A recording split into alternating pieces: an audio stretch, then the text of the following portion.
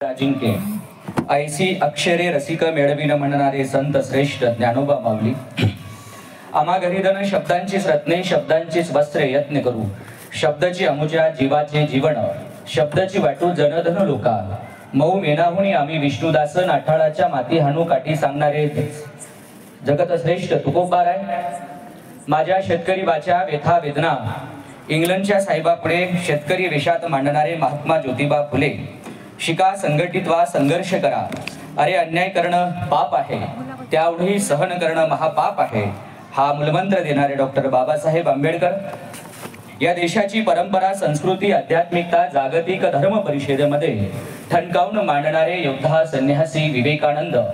खरा तो एकच धर्म, जगाला प्रेम अर्पावे सांगणारे साने गुरुजी। आणि इतिहासाच्या पानापानावरती, रयतेच्या मनावरती, मातीच्या कणावरती आणि विश्वासाच्या प्रमाणावरती राज्य करणारं अखंड हिंदुस्थानचं आराध्य दैवत श्रीमंत छत्रपती शिवाजी महाराज। आणि एका हातामध्ये शस्त्र आणि दुसऱ्या हातामध्ये शास्त्र घेत 29 वर्ष होळकरांचं संस्थान सांभाळणाऱ्या हिंदुस्थानच्या रणरागिणी पुण्यश्लोक अहिल्याबाई होळकर या सर्वच महापुरुषांना, भारत मातेच्या या महान सुपुत्रांना प्रथमतः अभिवादन करतो। आणि अखिल भारतीय राष्ट्रीय शैक्षिक महासंघ नवी दिल्ली संलग्नित महिला आघाडी महाराष्ट्र शिक्षक परिषदेच्या जिल्हा शाखा नंदुरबारच्या हळदी कुंकवाच्या कार्यक्रमाच्या निमित्तानं आयोजित हा असा आगळा आणि वेगळा कार्यक्रम। त्या कार्यक्रमासाठी उपस्थित व्यासपीठावरती मगाशी असलेल्या आपल्या जिल्ह्याच्या जिल्हाधिकारी माननीय डॉक्टर मिताली सेठी मॅडम, मगाशी आपल्या सगळ्यांना थोडक्यात पण महत्त्वाचं असं मार्गदर्शन करून मार्गस्थ होत असलेल्या प्राथमिक शिक्षणाधिकारी आदरणीय वंदना वळवी मॅडम, त्यासोबतच व्यासपीठावरती उपस्थित असलेले अन्य Shrimati Preeti Gomase madam, Ramkrishna Bagal sir, Thackeray sir, समोर उपस्थित असलेले आमचे सन्मित्र ज्यांच्यामुळे मी इथपर्यंत येऊन आज मला पकडून आणलेला आहे असे आदरणीय पुरुषोत्तमजी काळे सर, आणि समोर असलेले सर्व माझ्या माता बंधू भगिनी। मी विचार करतोय काळे सर, मी घड्याळ लावलेली आहे, अजून काही माता भगिनी त्या ठिकाणी विचार करतायत किती वेळ बसायचं आहे असं। मला सांगा, प्रदीप मिश्रांच्या कार्यक्रमाला आपण 5 तास बसू शकतो, त्या महाराजच्या कार्यक्रमाला 5 तास, या महाराजच्या कार्यक्रमाला अर्धा पाऊण तास तर बसूया। आणि मी उगीच पकडून आणलेलं नाही, मला एवढ्या मोठ्या कार्यक्रमाला त्या पद्धतीचा एखादा वक्ता आणला पाहिजे या विचारानं त्या ठिकाणी मला कदाचित आणलेला आहे। मी अनेक वेगवेगळ्या विषयांवर बोलतो, अहिल्या देवींच्या जीवन चरित्रावरती आज प्रकाश झोत टाकावा या अपेक्षेने या ठिकाणी आपल्या सोबत संवाद साधणार आहे। अहिल्याबाई होळकरांचं जीवन चरित्र एकांगी मी मांडणार नाही, खरं तर माझ्या समोर महिला वर्ग या ठिकाणी आहे आणि म्हणून तुम्हाला मला रुचेल पचेल या पद्धतीने मी मांडणार आहे। फक्त आपण एक काम करू, मी वर्गातला अत्यंत कडक शिक्षक आहे, आपण सगळे मला वाटतं आता या ठिकाणी शिक्षण परिषदच भरलेली आहे आणि म्हणून असलेल्या सगळ्या माता भगिनी शिक्षक आपण सगळेजण बसून घ्या, म्हणजे काय होईल, मला त्या ठिकाणी आनंद होईल। आणि प्रदीप मिश्रा मी आधीच म्हटले, त्यांच्या कार्यक्रमाला 5 तास खाली बसू शकतो, तर आता पुढे ज्यांना वाटतं की आपण बसू शकतो त्या ठिकाणी बसून घ्यावं।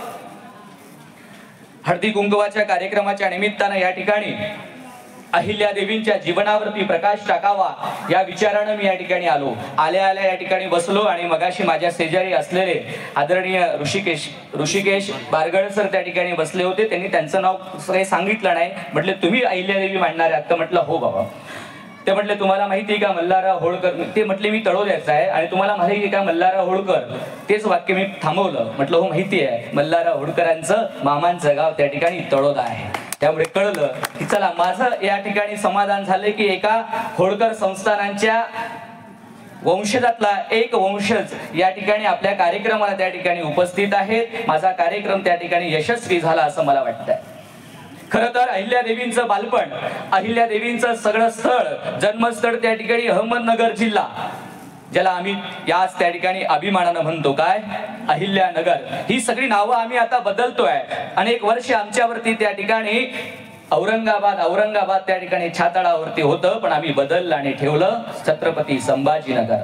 त्याच अहमदनगरचं आम्ही त्या ठिकाणी अहिल्यानगर केलंय. त्या अहिल्यानगर जिल्ह्यातल्या जामखेड तालुक्यातलं चौंडी नावाचं गाव आहे.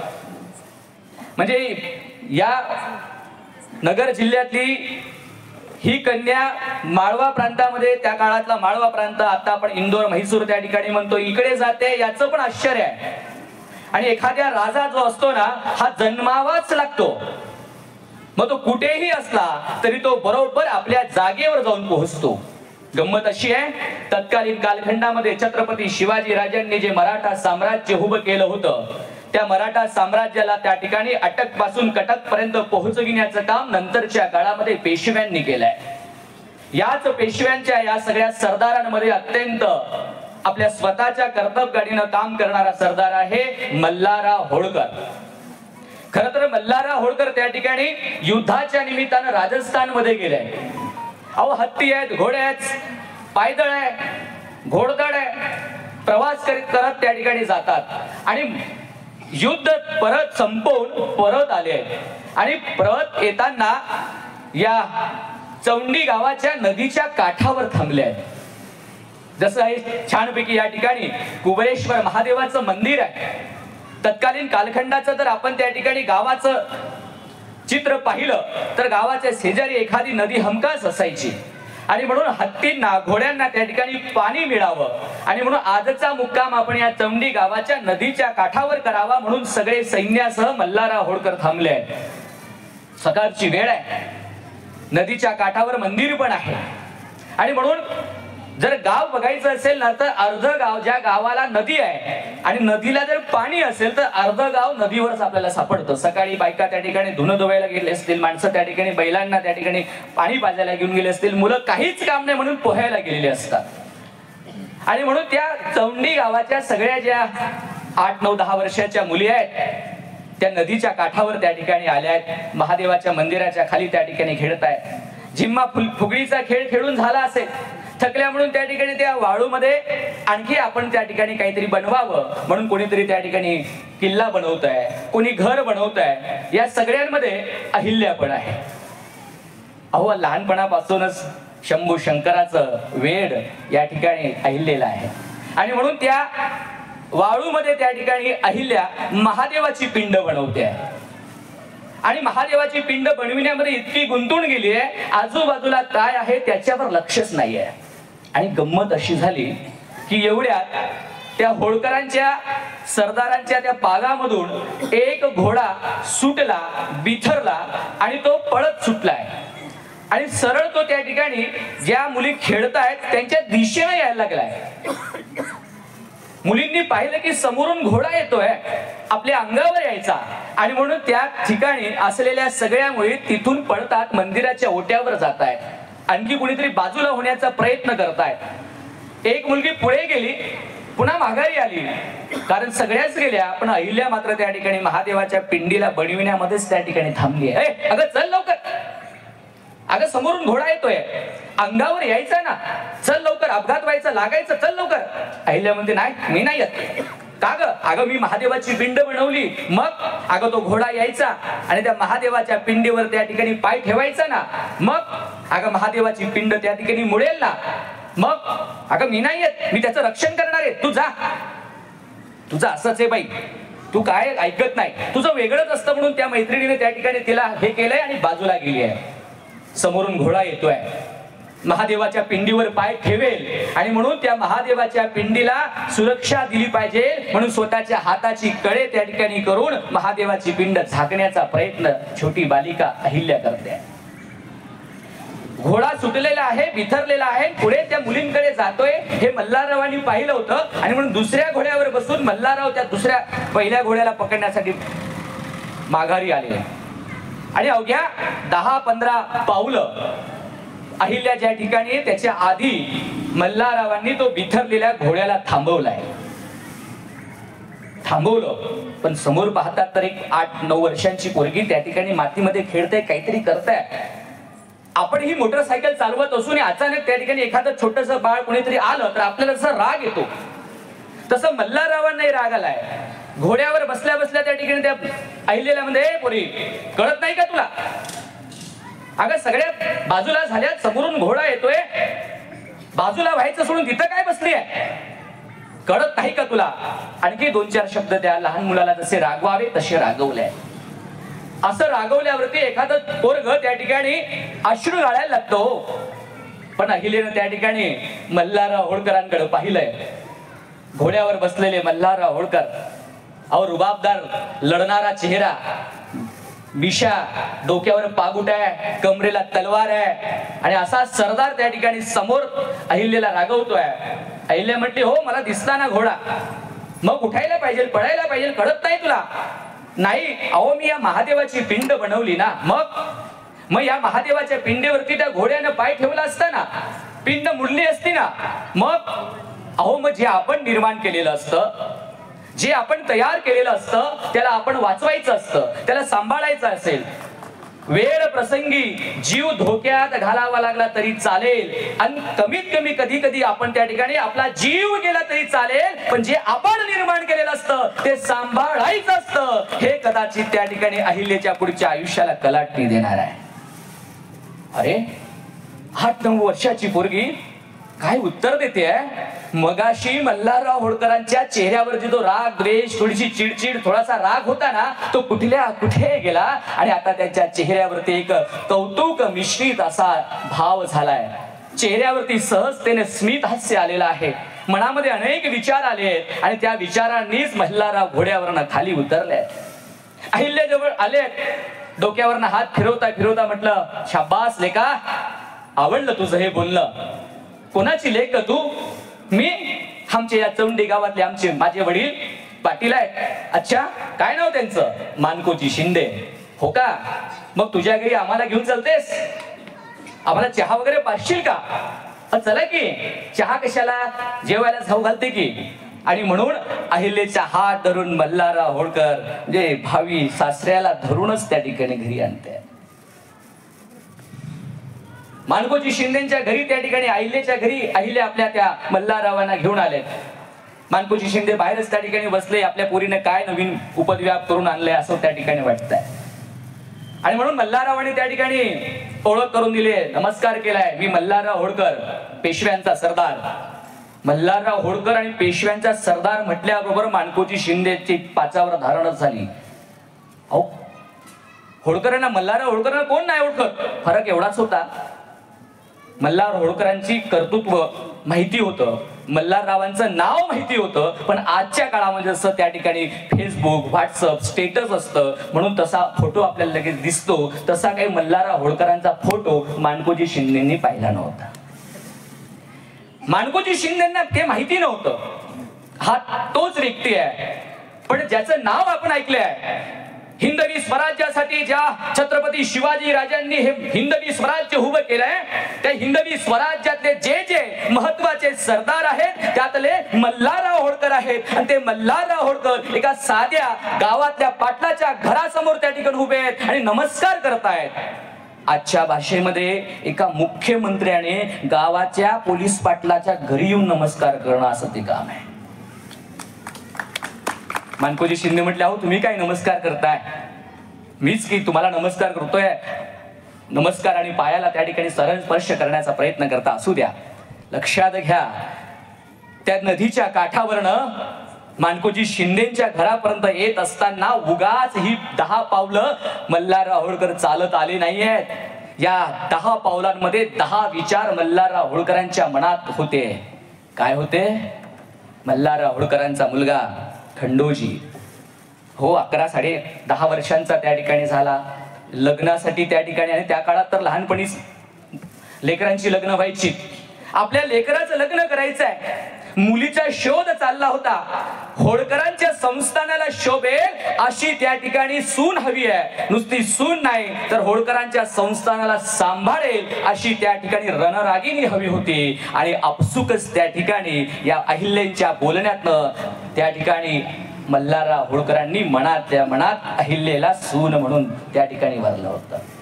आणि म्हणून मानकोजी शिंदेना म्हटलंय, मी तुमच्याकडे एक मागणी करायला आलोय. काय मागणी?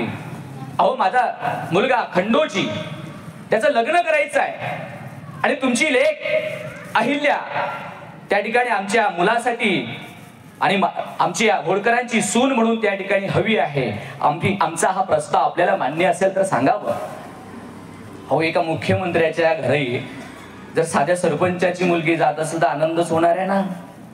माणकोजी शिंदे म्हटले, अहो एवढ्या मोठ्या सरदारांच्या घरी माझ्यासारख्या सामान्य माणसाची त्या ठिकाणी लेक जात असेल याच्यापेक्षा आनंद कोणता असू शकणार आहे. आणि म्हणून त्या ठिकाणी माणकोजी शिंदेंनी विवाहाला त्या ठिकाणी मान्यता दिली आहे आणि माणकोजी शिंदेंची ही अहिल्या त्या ठिकाणी होळकरांची त्या ठिकाणी सून होते. माहेर सुटलं आणि सासर आलं. मी नेहमी म्हणतो, मला माहितीये मी हळदी कुंकवाच्या कार्यक्रमाच्या निमित्तानं आलंय, मी बायकांच्या थोड्या भावनिक गोष्टींनाही स्पर्श करणार सर. माझा स्वतंत्र आई नावाचा कार्यक्रम आहे, मी आईवर बोलणार नाही आज, पण बाईवर 100% बोलेल, नाहीतर काय एकांगी होऊन गेलाय. लेकीचं माहेर सुटलं की सासरीला येते. आईला एकटे येत नाही, या ठिकाणी बसलेल्या समस्त माता भगिनी त्या ठिकाणी आहे. आणि सासरी आल्यावर काय होतं? सासरी आल्यावर प्रत्येक मुलीचं त्या ठिकाणी नवीन जन्म होतो. अहो, माहेरी असलेलं वडिलांचं नाव जातं आणि नाव लागतं त्या ठिकाणी आपल्या पतीचं. माहेरी असलेलं आपल्या माहेरचं त्या ठिकाणी आडनाव जातं आणि लागतं त्या ठिकाणी सासरचं आडनाव. हा नवीन जन्म नाही तर काय. आणि म्हणून सासरी त्या ठिकाणी मुलीचा हा नवीन जन्मच असतो.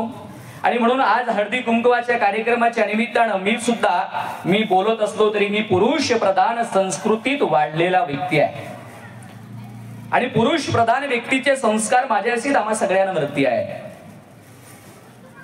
अहो, सगळं सर्वस्व सोडून येते नवऱ्यासाठी. बघा ना तुम्ही, गंमत आहे, पण नवऱ्याकडे तिच्या ओळखीच्या एका कवीने खूप सुंदर म्हटलंय की मांग मेरी है सिंदूर तुम्हारे नाम का है, गला मेरा है मंगलसूत्र तुम्हारे नाम का है, कलाई मेरी है चूड़िया तुम्हारे नाम का है, अरे कोक मेरी है बच्चा तुम्हारे नाम का है. अरे 9 महिने 9 दिवस त्या बाळाला त्या ठिकाणी ती आई पोटामध्ये ठेवते आणि 9 महिने 9 दिवसानंतर त्याचा जन्म झाला की त्याचं नामकरण होतं आणि त्याच्या नावापुढे त्या ठिकाणी नाव लिहिलं जातं. माझं जसं गणेश, माझ्या वडिलांचं नाव पंडित पाटील. कोक मेरी है बच्चा तुम्हारे नाम का, बता साथी कोई तो भी एक चीज जो मेरे नाम की तुम्हारे पास है. आमच्याकडे तुमच्या नावाची कोणतीच गोष्ट नाहीये. आणि म्हणून ही पुरुष प्रधान संस्कृती असेल, पण ती तेवढीच श्रेष्ठ सुद्धा आहे. आम्हाला सगळं घडवलंच गेलंय. प्रत्येक याच्या पाठीमागे पुरुष प्रधान संस्कृती असू शकते. अहिल्या देवीचंही त्या ठिकाणी माहेर सुटत जात आहे आणि सासर येत आहे आणि सासऱ्यातल्या त्या ठिकाणी 4 दिवस आनंदाने त्या ठिकाणी जात आहे. पण या 4 दिवसामध्ये सुख कमी आणि दुःखच प्रत्येक स्त्रीच्या वाट्याला आहे. सुख पाहता जवा पाडे दुःख पर्वता, एवढे जे संत तुकोबाराय म्हणतात ना, मला वाटतं घरातल्या त्या आवलीकडे पाहिल्यावरती कदाचित तुकोबांनी लिहिलं असेल. दुःखच आहे आणि म्हणून या दुःखालाही त्या ठिकाणी बाजूला सारत ती त्या ठिकाणी आपल्या संसाराला पुढे नेत असते. मग अहिल्या देवी असो की अहिल्यांच्या वारस असलेल्या सगळ्या माता भगिनी असतील. अहो, वट सावित्रीचा उपवास जो बघा, त्याच्या आधी आपल्याला एक उपवास आम्ही करायला लागतो, तो म्हणजे हरतालिकेचा. तिथून सुरुवात आहे. मग वट सावित्रीचा उपवास आहे.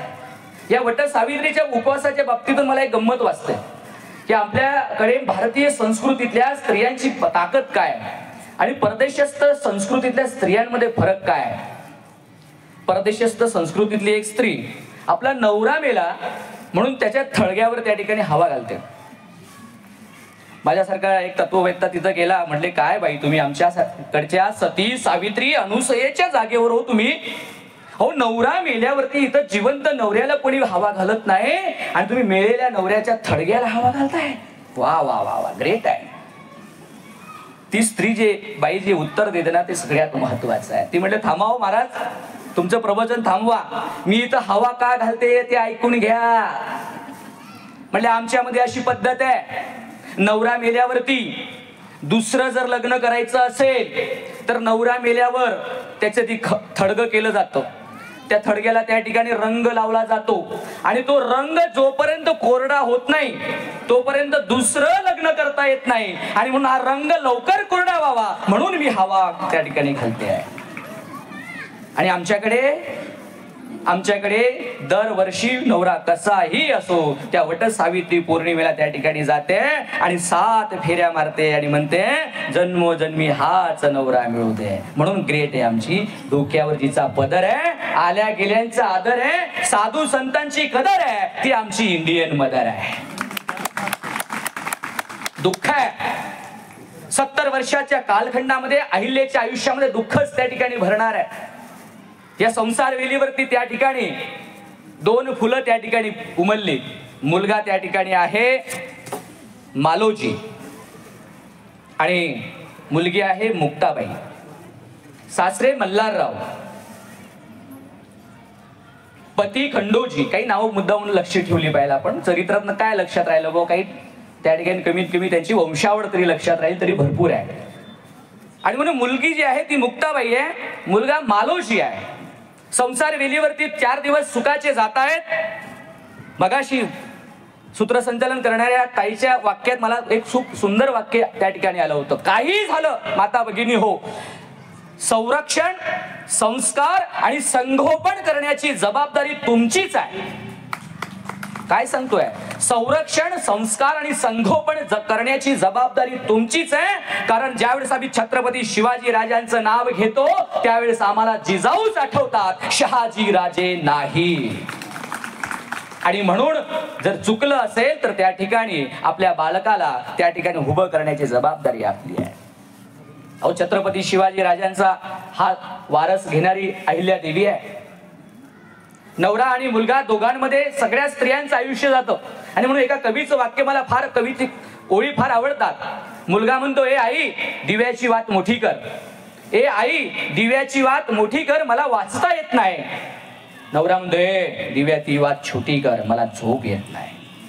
नवरा म्हणतोय, दिव्याची वात छोटी कर, मला झोप येत नाही. मुलगा म्हणतोय, दिव्याची वात मोठी कर, मला वाचता येत नाही. नवरा म्हणतोय, दिव्याची वात छोटी कर, मला झोप येत नाही. ती बाई, ती आई रात्रभर दिव्याची वात कमी जास्त करत राहते. नवरा आणि मुलगा दोघांमध्ये वातीसारखी आयुष्यभर जळत राहते. नवरा आणि मुलगा दोघांमध्ये आयुष्यभर जळत राहते. अहिल्याचं बी असंच होतंय. खंडोजी पती तसे हट्टी आहेत, थोडे उग्र स्वभावाचे आहेत. आणि हट्टी आणि उग्र स्वभावाचे असलेले पती. आणि लक्षात घ्या पुन्हा सगळ्यात महत्वाची, अहिल्या 9व्या 10व्या वर्षी सासरी आलेली आहे.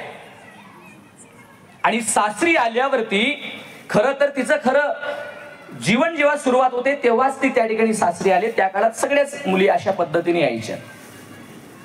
एक गोष्ट मात्र नक्की, मल्हारराव होळकरांनी त्या ठिकाणी अहिल्याला सासऱ्याचं नाही तर पित्याचं प्रेम दिलंय. आई गौतमाबाई सासू जे आहेत तिने सासूचं त्या ठिकाणी नाही तर आईचं प्रेम दिलंय. कुठेतरी असं म्हटलंय की ज्यावेळेस बाई सून असते तेव्हा तिला सासू चांगली मिळत नाही. जेव्हा बाई सून असते तेव्हा तिला सासू चांगली मिळत नाही. आणि जेव्हा ती सासू होते तेव्हा तिला सून चांगली मिळत नाही. हा तुमच्या आमच्या सर्वसामान्यांचा नियम आहे. तिथं मात्र वेगळा आहे. तिथं सासू ही चांगली मिळाली, सासरे मात्र तेव्हा बी चांगले होते आणि सासरे आता बी चांगले आहे. आमच्या घरी बी तीच कहाणी आहे ना. सासू का आवडते तो वेगळा विषय होऊ शकतो. मी अहिल्या देवीच्या चरित्राकडे येतोय. सुखाची 4 दिवस जात आहेत आणि सौभाग्यावरती संकट कोसळलंय. सौभाग्यावरती संकट कोसळतंय. राजस्थानच्या कुंभेरीच्या किल्ल्याला त्या ठिकाणी मल्हाररावांनी वेढा दिलाय. सोबत आपल्या मुलालाही त्या ठिकाणी घेऊन गेलाय. अरे सरदाराचा मुलगा सरदारच होईल की, शिक्षणच चाललंय. अहिल्यालाही त्या पद्धतीने घडवलंय, मुलालाही त्या पद्धतीने घडवलंय. अहिल्याला घोड्यावर बसविण्याचंही त्या ठिकाणी मल्हाररावांनी शिकवलंय. दांडपट्टा चालवणं असेल, तलवार चालवणं असेल, राज्यकारभार कसा करायचा याचं सगळं शिक्षण मल्हाररावांनी दिलंच आहे. आज मात्र त्या ठिकाणी परिस्थिती विपरीत होते आहे. राजस्थानच्या त्या कुंभेरी किल्ल्याला वेढा या मराठा सरदारांनी दिलेला आहे आणि दुर्दैवानं त्या ठिकाणी त्या किल्ल्यातून दारुगोळा सुटतो आणि खंडोजीच्या अंगावर येऊन पडतोय. आणि दुर्दैवानं त्या ठिकाणी खंडोजींचं, अहिल्यादेवींच्या पतीचं निधन झालंय. वयाच्या 29व्या वर्षी अहिल्यादेवींना वैधव्य त्या ठिकाणी आलंय. जिथं संसार आत्ताच्या पिढीमध्ये सुरू होतो तिथं वैधव्य येत आहे. करायचं काय? सगळ्यात पुढचं संकट मल्हाररावांवरती आलंय. मुलाचा दुःख त्या ठिकाणी पाहतायत. बापाच्या खांद्यावरती मुलाचं त्या ठिकाणी प्रेत जावं याच्यापेक्षा दुर्दैव काहीच नाहीये. पण त्याच्यापेक्षा आणखी दुर्दैवाची गोष्ट घडते आहे. खंडोजीचं निधन झाल्यामुळे, नवऱ्याचं निधन झाल्यामुळे तत्कालीन परिस्थितीप्रमाणे सती जाण्याची प्रथा होती आणि म्हणून अहिल्यादेवी सती जाण्याचा निर्णय घेतायत. हे तर मल्हाररावांवरती आणखी मोठं संकट आहे.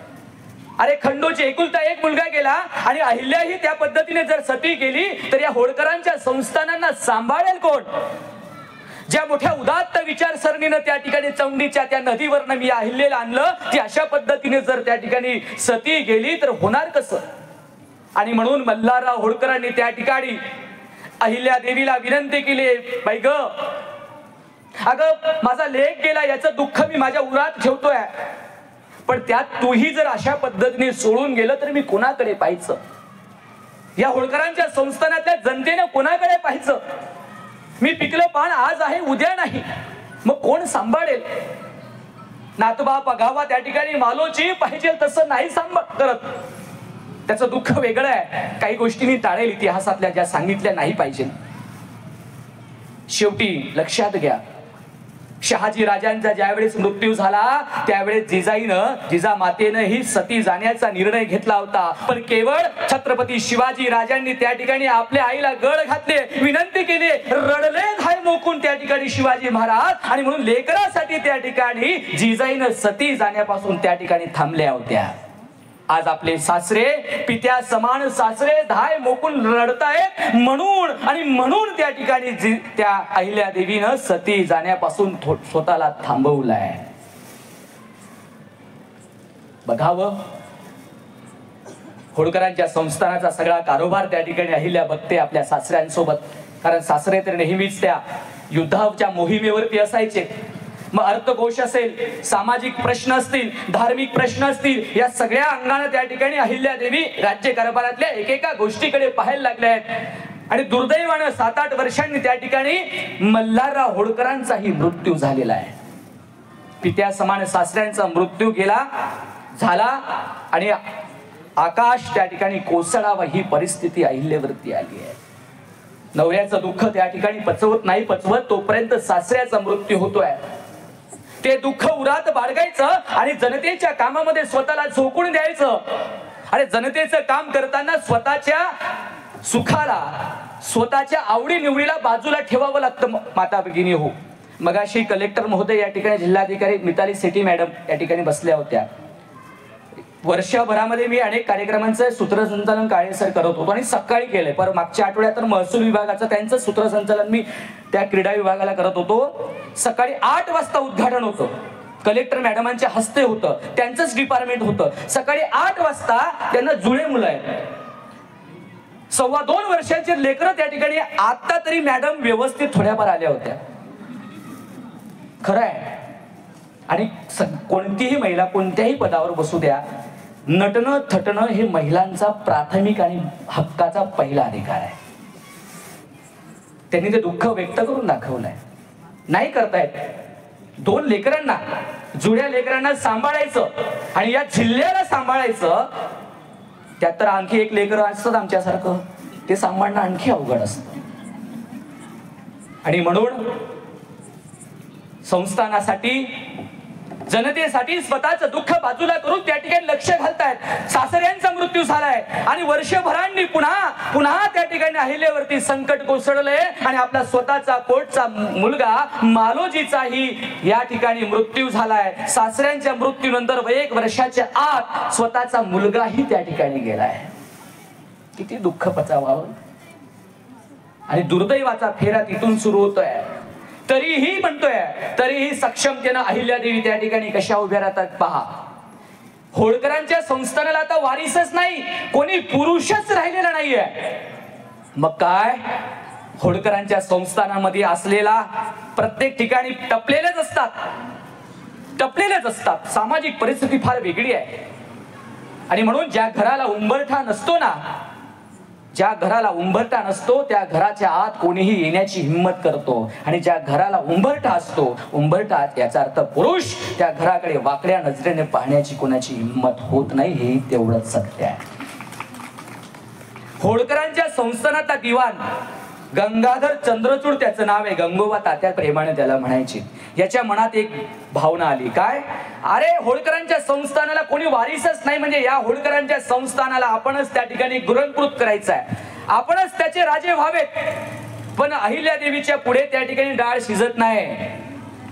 मगाशी कलेक्टर मॅडम जितक्या प्रेमाने या ठिकाणी बोलून गेल्यात ना, तितकं जेव्हा प्रशासन म्हणून ते काम हाताळतात ना, तेव्हा त्यांचा प्रशासनीय स्वभाव पाहिला की माणसाला कळतं की यार याच्यात एवढे गुण असू शकतात.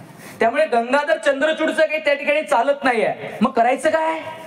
पहिली गोष्ट, एखादा व्यक्ती सरळ सरळ त्या ठिकाणी नमतं घेत नसेल तर त्याच्या चारित्र्यावरती शिंतोडी उडवायची. पण आमची अहिल्यादेवी तर सती सावित्री यासारखी शुद्ध होती. मग धर्माचं अवडंबर वाजवायचं, जनतेमध्ये त्या ठिकाणी अपप्रचार करायचा. अहो त्या अहिल्या पहा, काय होळकरांचं संस्थान सांभाळते, अहो धर्म बुडवी आहे, धर्म बुडवी. अहो मग काय, अहो नवरा मेला, सती जायच्या ऐवजी त्या ठिकाणी काय थांबली, काय राज्य करते.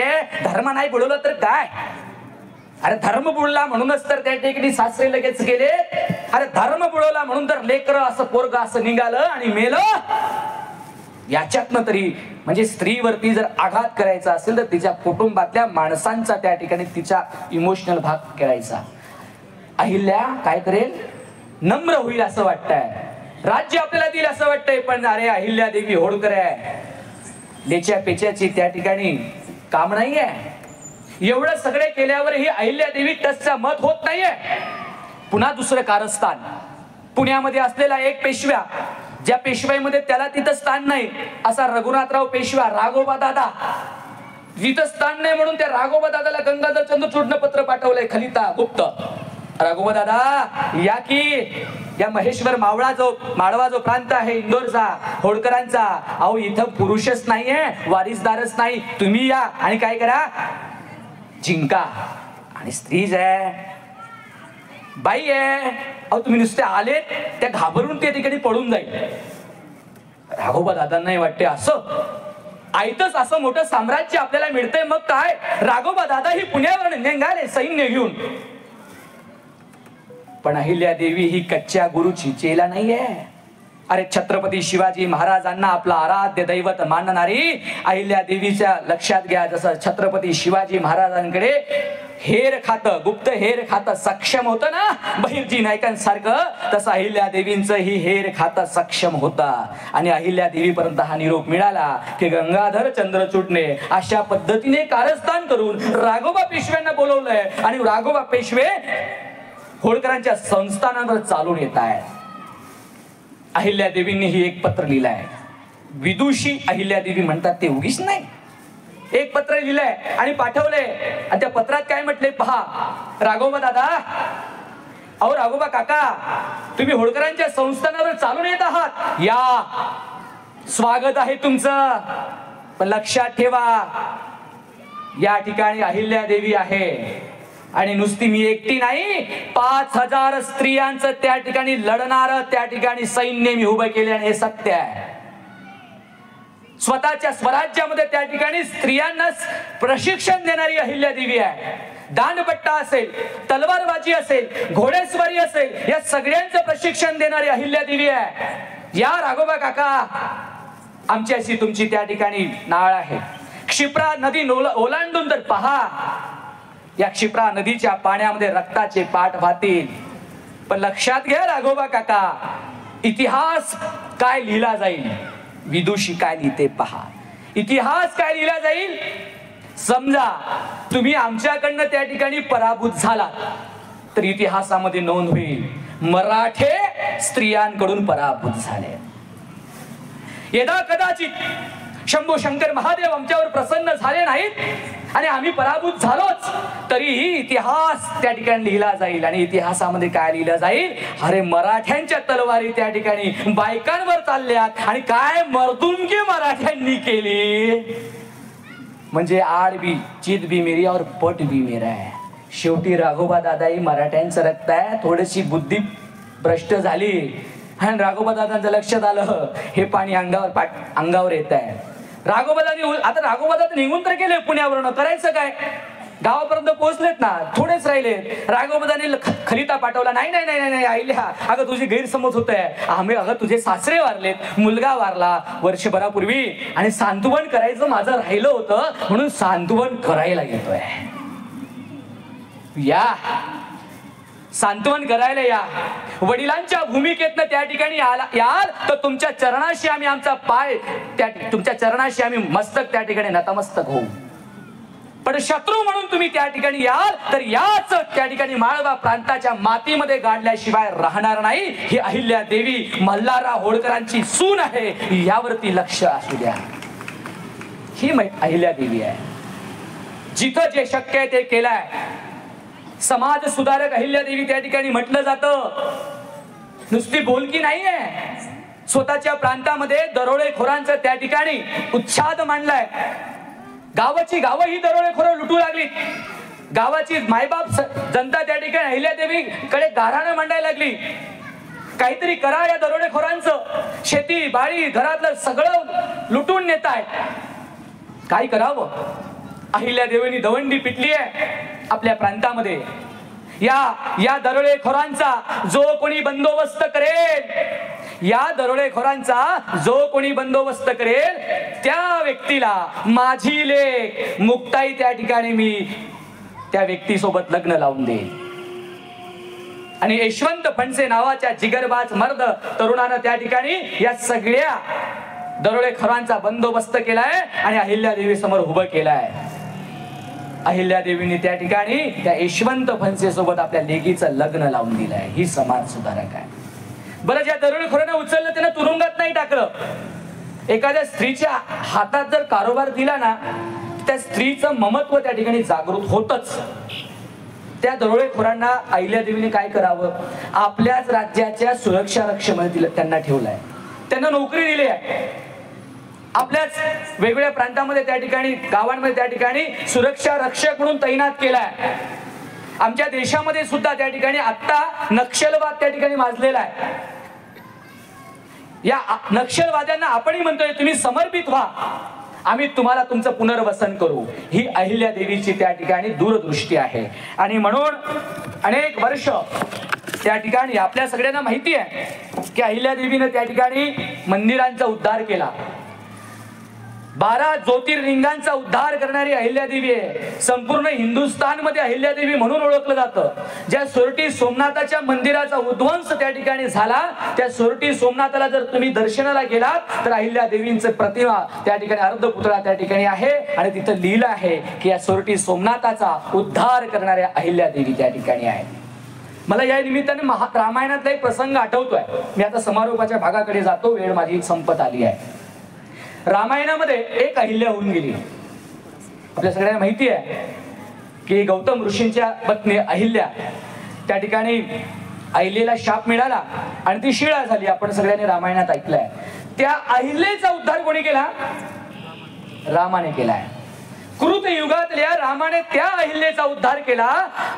त्या उद्धाराची परिपूर्ती म्हणून या कलयुगामध्ये असलेल्या या अहिल्या देवींनी त्या ठिकाणी सगळ्या 12 ज्योतिर्लिंगाचा त्या ठिकाणी उद्धार केलाय. आता गंमत पहा कशी आहे. प्रभू रामचंद्रांचं आराध्य दैवत काय?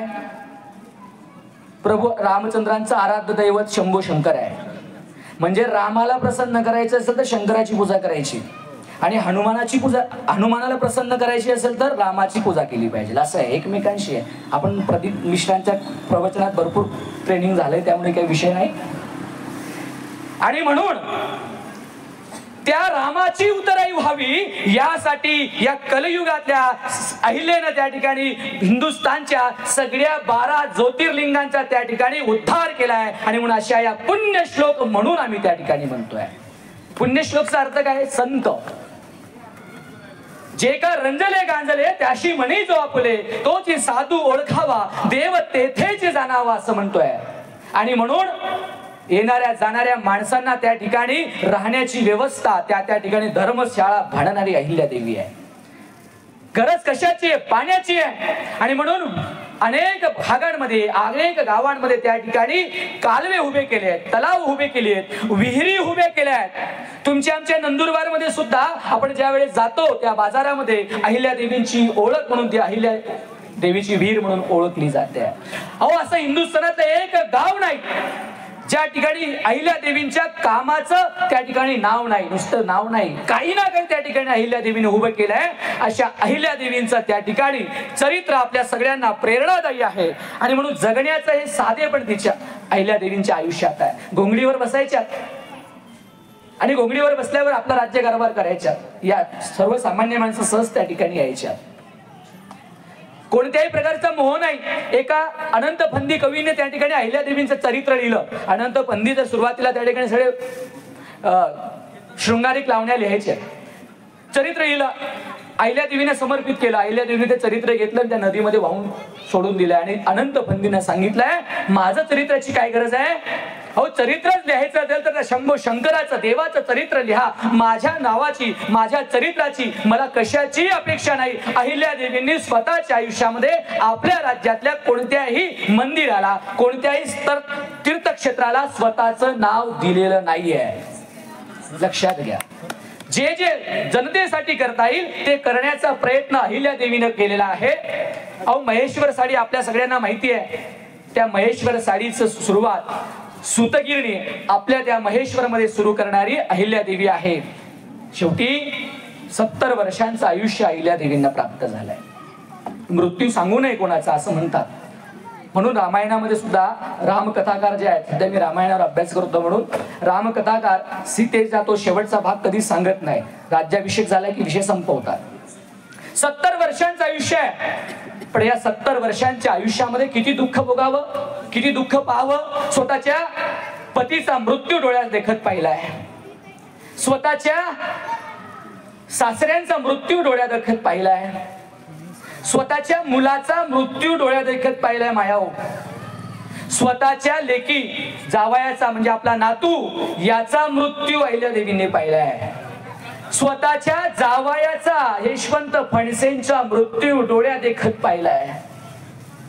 जावई त्या ठिकाणी मेले, नवरा मेला म्हणून लेक सती गेली आहे.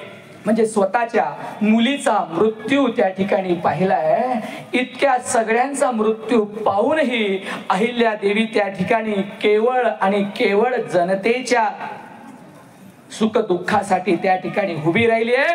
आणि म्हणून अशा या विदुषीला त्या ठिकाणी 300 वर्ष पूर्ण होत आहेत. आणि या 300 वर्षाच्या त्रिशताब्दी जन्म महोत्सव या ठिकाणी शिक्षक परिषद आणि अखिल भारतीय राष्ट्रीय महासंघ त्या ठिकाणी संपूर्ण हिंदुस्थानभर त्या ठिकाणी करत आहेत. आजचा या हळदी कुंकवाच्या कार्यक्रमाच्या निमित्तानं मला असं वाटतंय अहिल्यादेवींसारखं चरित्र अहिल्यादेवींपासूनच अगदी झाशीच्या राणी सगळ्यांनी प्रेरणा घेतली आहे. आणि म्हणून अहिल्यादेवींचं चरित्र त्या ठिकाणी आपल्या समोर मांडावं, त्या निमित्तानं प्रेरणा घ्यावी हा उद्देश घेऊन कदाचित संयोजकांनी हा विषय हळदी कुंकुवाच्या निमित्तानं त्या ठिकाणी आपल्या समोर मांडण्यासाठी मला या ठिकाणी बोलवलं. आपल्या सगळ्यांनी शेवटपर्यंत मला त्या ठिकाणी शांतपणे ऐकून घेतलं आणि दिलेल्या वेळापेक्षा एक 5 मिनिटं अधिक झालेले आहेत. त्याबद्दल आपल्या सगळ्यांना त्या ठिकाणी मी दिलगिरी व्यक्त करतो आणि माझ्या वाणीला पूर्ण विराम देतो. धन्यवाद. जय हिंद. वंदे मातरम.